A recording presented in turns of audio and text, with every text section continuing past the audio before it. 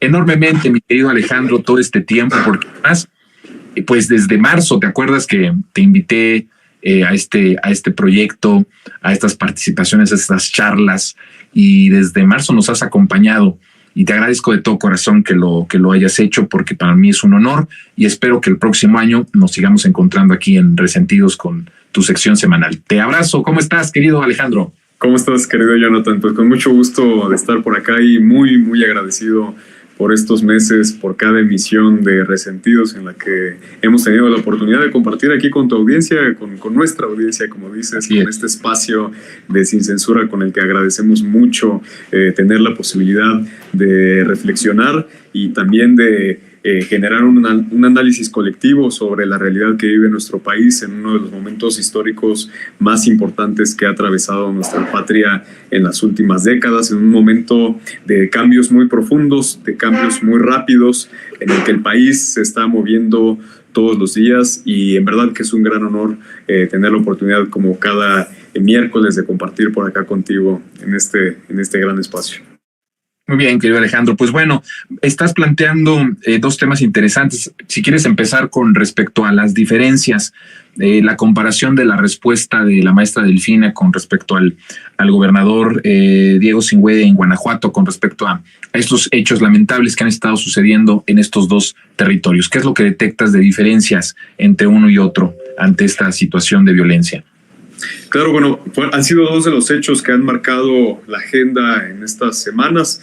a pesar de que son asuntos del tema del fuero federal, son delitos del fuero común, perdón, que deben atenderse a través de los estados, que es una problemática en la cual, por supuesto, el gobierno federal ha tenido un compromiso muy importante con la creación de la Guardia Nacional, con la intervención del propio ejército, pero pues han sido problemáticas que se han dado concentradas en 5 o 6 estados del país. Se ha sabido que son los que concentran el 50% de los homicidios a nivel nacional, lo cual habla de que si bien la ola de violencia generada por la guerra contra el narcotráfico en México fue un problema que afectó a todas las regiones del país, no en todos los estados se combatió e impactó de la misma manera. Ha habido una colusión muy clara entre los gobiernos del PRI y del PAN con el crimen organizado, una colusión de las fiscalías estatales que juegan un papel fundamental en el combate a estos delitos, y que ha sido principalmente en los estados en donde estas fiscalías se resisten a que haya un combate frontal a la delincuencia organizada, a que pueda haber una impartición de justicia. Ha sido estos estados en los que se complica mucho más la posibilidad de la reducción de la violencia. Todavía incluso de estos 5 estados, obviamente está el Estado de México, está Guanajuato, como de los que encabezan la lista, y el Estado de México muy recientemente pues ya gobernado por Morena, por la maestra Delfina Gómez Álvarez, y bueno, pues el Estado de México no de ahora enfrenta el problema de la inseguridad, sino como una herencia de la política neoliberal, del abandono a las comunidades, y también, como decíamos, de esta colusión de las autoridades con la delincuencia organizada. Y en los primeros meses del gobierno de la maestra Delfina se produce este enfrentamiento entre pobladores de Tezcaltitlán con integrantes, como ahora se conoce, del cártel de la familia michoacana. Y después de que esto se lleva a cabo, vimos una operación mediática de señalamiento al gobierno federal y al gobierno de la maestra Delfina Gómez para tratar de responsabilizarla por estos hechos. Y unos días después vimos los hechos que se dieron en Guanajuato, en Celaya y en Salvatierra, para ser específicos, en donde jóvenes perdieron la vida, fueron atacados por el crimen organizado. Pero ¿cuál ha sido la diferencia entre estos dos casos emblemáticos que hemos tenido en los últimos días? Pues en el Estado de México, en un estado en donde padecemos actualmente de esta violencia, pero que ya es gobernado por Morena, que ya es gobernado por la maestra Delfina Gómez, tuvimos una respuesta inmediata, como nunca se había visto, de hecho, en el Estado de México. De hecho, en los primeros días en los que se produjo este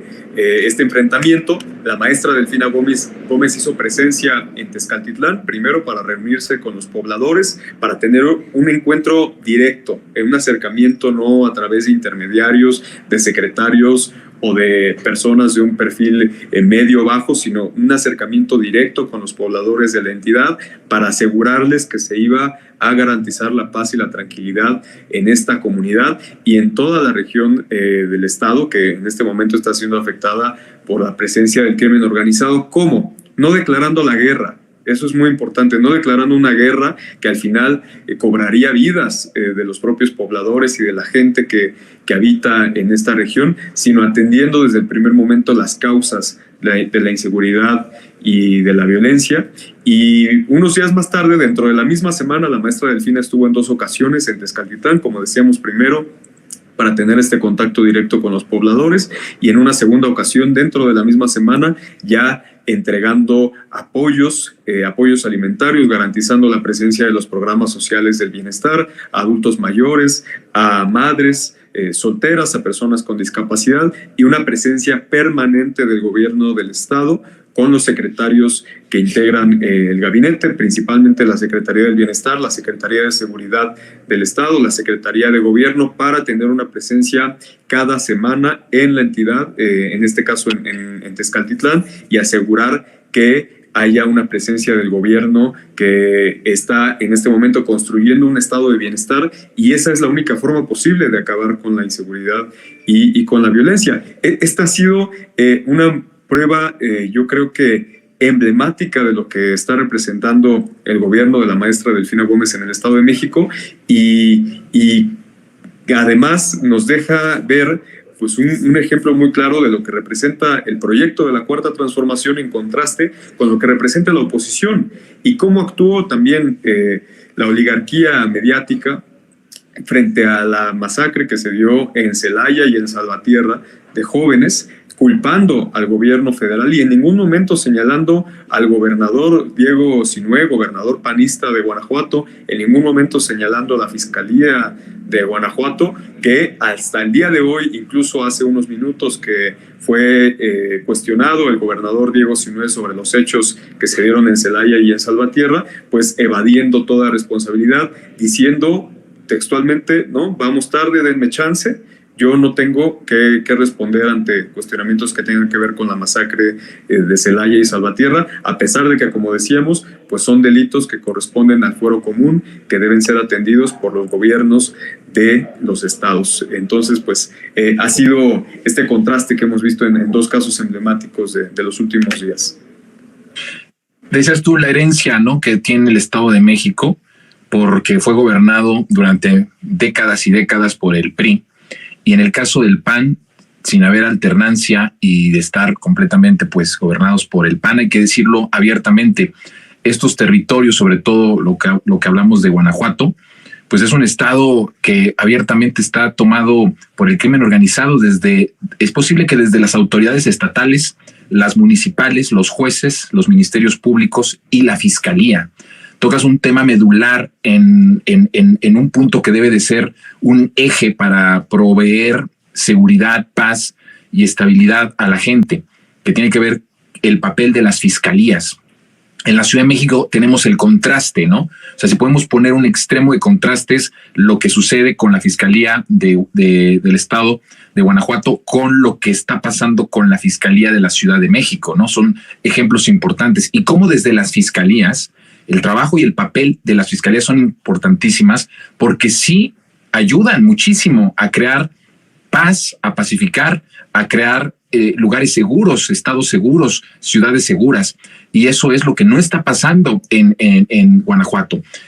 Guanajuato es uno de los estados que le entregó y se le entregó al crimen organizado. Hay muchos, como en su momento Michoacán, por supuesto. También hablaba yo hace unos días, Alejandro, de cómo en uno de los operativos que hizo la Guardia Nacional, el Ejército,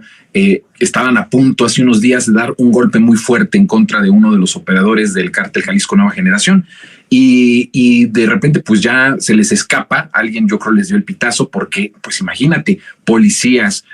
municipales, posiblemente estatales, autoridades del gobierno estatal sin duda alguna, fiscalías, ministerios públicos, todos están o en gran medida están tomados por el crimen organizado. Le avisaron y sale huir. ¿Pero acaso las autoridades locales no saben en dónde están estas personas? ¿No saben en dónde se esconden? Si el lugar en donde fueron a hacer la Guardia Nacional este operativo es un lugar donde viven varios, no solamente él, sino varios operadores de, en este caso, el Cártel Jalisco Nueva Generación. Estamos hablando de que para transformar al país en materia de seguridad tendríamos que dar una sacudida muy fuerte al Poder Judicial, a las instituciones que imparten justicia, a los ministerios públicos y a las fiscalías en su conjunto, porque en parte son ellas las que impiden que llegue la justicia y son ellas las que no hacen el trabajo que se necesita hacer para lograr una estrategia exitosa y un proceso de pacificación.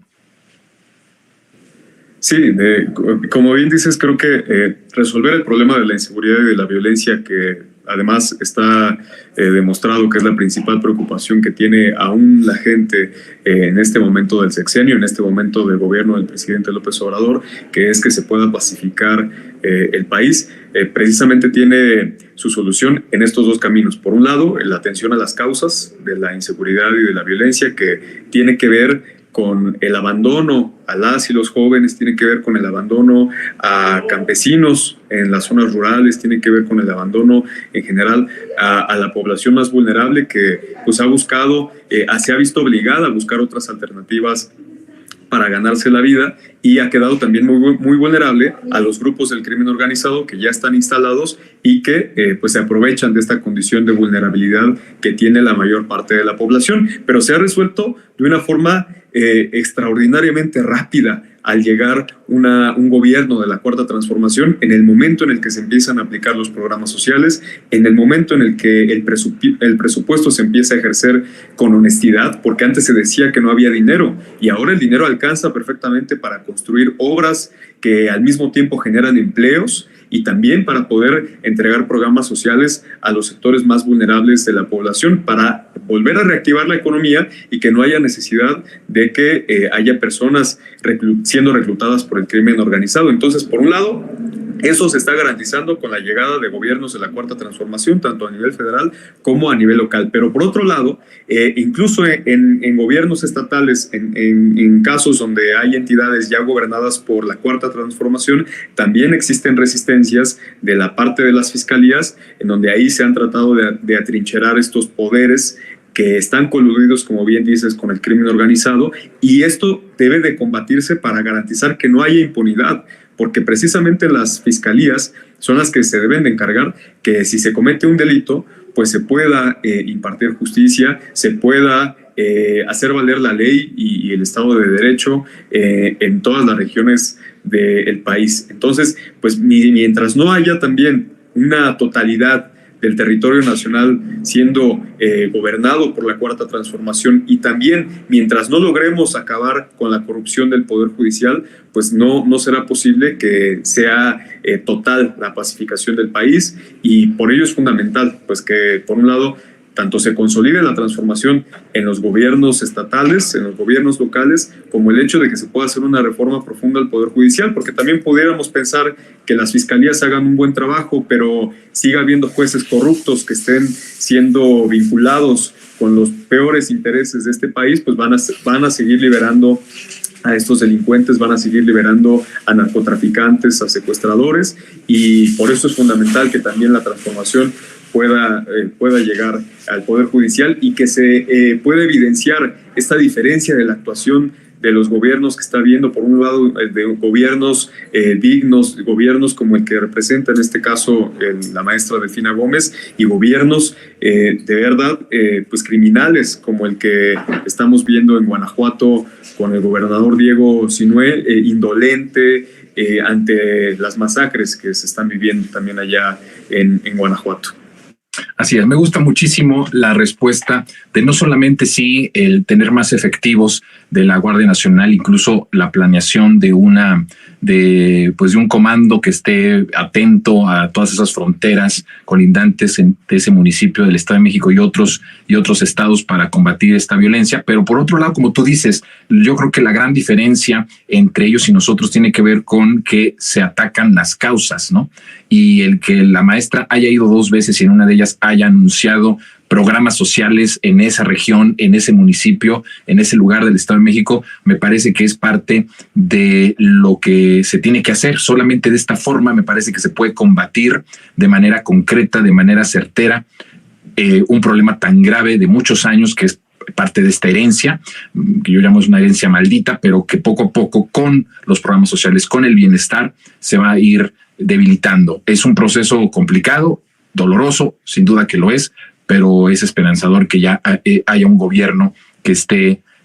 enfocándose en las causas más que en combatir el fuego con el fuego, sobre todo cuando ese fuego con el fuego solo afecta a inocentes, porque hay o hubo en el pasado pues clarísimo convivencia entre autoridades, entre gobiernos y el crimen organizado. Dejemos el tema de lo que sucedió en este gran comparativo que nos hace mi querido Alejandro para pasar a un tema que fíjate que nos lo